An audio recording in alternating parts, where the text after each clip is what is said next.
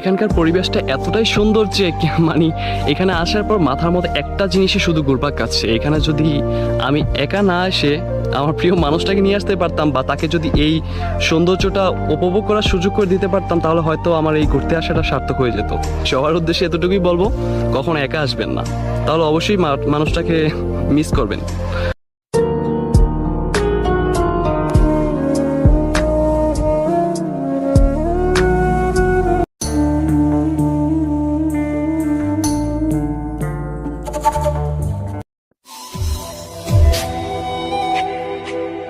জায়গাটা দেখে ভুলেও ভাববেন না যে এটা পাটক্ষেত। এটা হচ্ছে একটা রিসর্ট। এটা বাংলাদেশের মানুষের একটা অন্যতম পার্কই বলতে পারেন আর কি।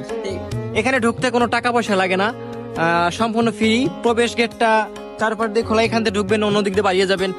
ভিতরে ঠান্ডা পরিবেশ, মনোরম পরিবেশ, প্রিয় মানুষের সাথে আসার একটা বেস্ট জায়গা বাংলাদেশের ভিতর এই রিসর্টটা। আর আপনার কোন বন্ধু এখানে আসে অবশ্যই কিন্তু মেনশন দিয়ে যাবেন। আর আপনারা যদি আসতে চান, বিশেষ করে আপনি যদি আসতে চান